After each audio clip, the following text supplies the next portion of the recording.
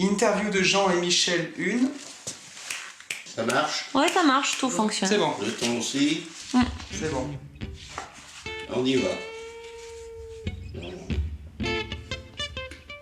Ah bah tiens, voilà un souvenir de 1963. On était beaux à cette époque, hein, on était jeunes.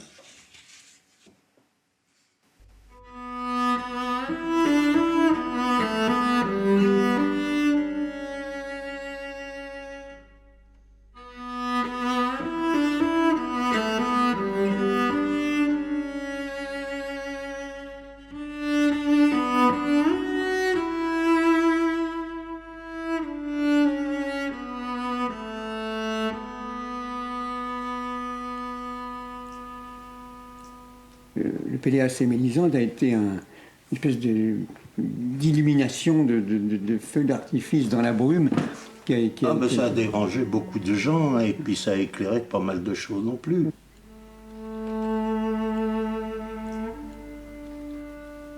Mais c'était un beau décor où tu t'exprimais déjà, c'était vraiment toi. C'est des choses de la brume, c'est des choses suggérées, c'est des choses à demi dites.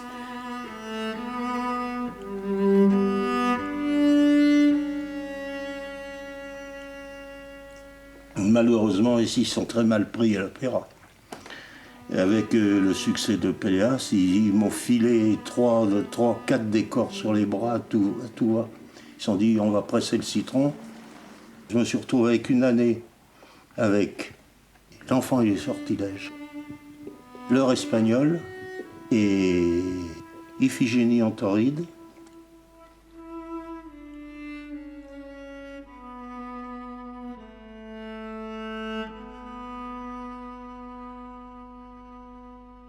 Iphigénie en Tauride à l'Opéra de Paris. Alors là, grand raout avec le président Pompidou à la loge d'honneur, la garde républicaine sabre au clair le long du grand escalier de l'Opéra de Paris, mon épouse dans un merveilleux petit manteau de soie rouge, donc je vous dis pas, etc. Vraiment, c'était un grand soir.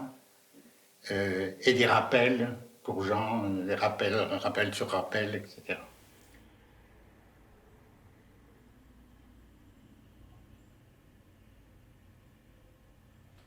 Peu de temps après, on va à Charleroi, et là, je ne me souviens plus du tout ce qui était monté.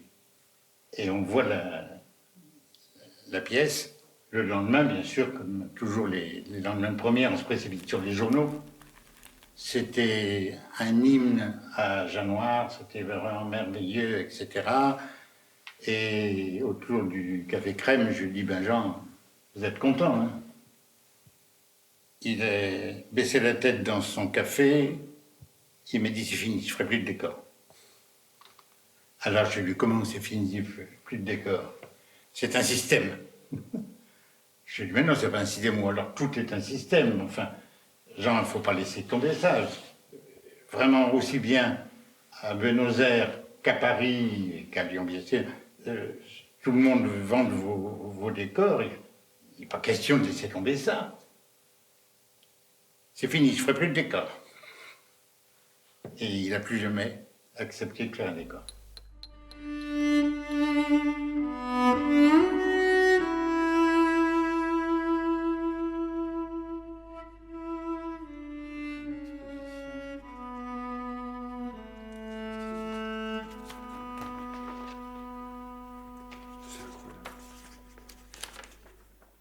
Tu as eu une phrase prémonitoire dans ce catalogue, toi? C'est un Bérangère Ah ouais. connu. Ah non, c'est Ta dernière phrase. la boutique rue Jeanne Musée, Noir. et le feu de Il y a dans l'étoile de Jeanne Noir le feu de la vie qui sait la mort. Un forme nouvelle. Rue Édouard. On ouvre un journal, on voit un article sur un peintre, il n'y a pas d'illustration de la peinture, il n'y a pas de reproduction de sa peinture. Je trouve ça aberrant. Aberrant. C'est un art qui est visuel, c'est un art qui se regarde, et on voit que des mots. Alors ça, je supporte pas. J'ai horreur de ça, horreur de ça. Alors me faire expliquer une peinture avec des mots, il faut supprimer ça du film, je n'en veux pas.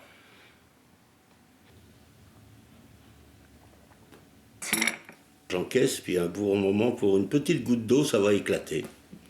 Alors on me dit que j'ai un mauvais caractère, parce que c'est une petite chose, mais en réalité, il y a un tonneau derrière.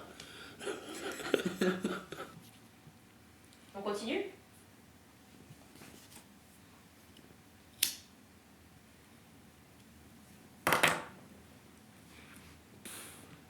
Manon, on vous a vu, hein, sur quand, Quoi, vous vous étiez bien... m'avez vu? quand vous étiez bien énervé l'autre fois devant les images de Vous Macron. n'avez rien vu du Ah tout. ouais? Oula, la colère Vous n'avez du... rien vu du tout. Vous Colère n'avez de rien vu Zeus. du tout. Non, non, non, non.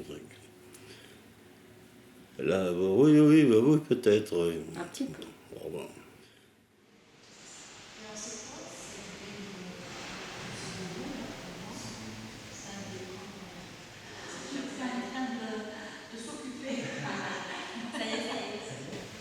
Nous avons d'abord trouvé la trace de la toile de Janoire à travers en fait l'implantation de la salle de la conférence dans la collection principale de la Chambre de commerce des comptes rendus travaux en 1963.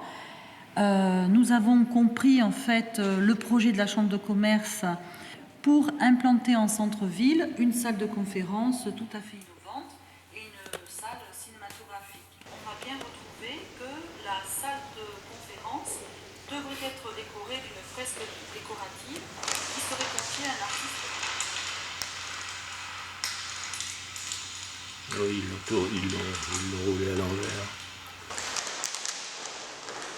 Nous, en tout cas, on a été très émus quand on a déroulé la toile, de voir... Parce que bon, ça fait longtemps qu'elle avait été roulée, et d'avoir même Madame Chivalet et son assistant étaient très contents d'avoir fait ce travail. D'ailleurs, ils vous remercient bien c'est la aussi. moindre des Et choses. puis, C'est la moindre des choses. parce qu'ils étaient vraiment contents. Enfin, ils ont passé 2-3 mois dessus pour faire la recherche. Donc après, c'est le rouleau. Voilà une photo de la toile qui est au CES Clémenceau, une peinture de 18 mètres carrés. Une autre. Oui. Une autre. 6,50 mètres par 2,75 mètres. Physiquement, on est dedans. C'est pas une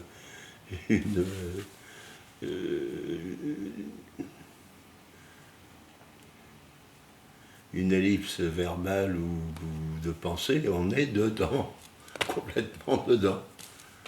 Elle est plus grande que vous, et il faut avoir le recul nécessaire.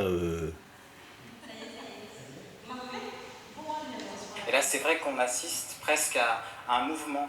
Donc on pourrait comparer ça comme si le peintre avait évolué lui aussi. Ils l'ont quand même esquinté. Hein. Et voilà, on pourrait presque couper la toile pour donner 4 morceaux. Irréparable. C'est vrai que le tout forme un ensemble, mais on a des choses très Elle est précises qui se foutue. passent à certains endroits. Des fils. Ah, faut vraiment être con. Hein. Rien y connaître surtout. Après, eux, c'est pas de leur faute, ils n'y étaient pas à l'époque. Bien sûr. Ah non, mais je parle de ceux qui l'ont démoli, qui l'ont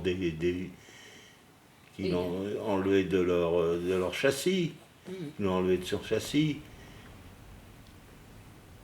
Force est de constater qu'un stockage vertical prolongé inapproprié a conduit à un affaissement de la toile roulée, produisant sur la couche picturale une ligne de pli marquée entraînant des lacunes. Depuis, bien sûr, nous avons entrepris une action de sauvegarde en roulant la toile sur un support rigide, permettant de retrouver une certaine planéité et aussi en ayant préalablement protégé la phase peinte. Ces premières mesures de préservation lui assurent une conservation plus adaptée. D'autant plus qu'il y avait un châssis magnifique, ils ont dû le récupérer pour faire je sais pas quoi, en disant la toile c'est rien du tout, mais le châssis c'est important. Je connais le genre de raisonnement, hein. On le retrouve dans toute l'histoire de la peinture.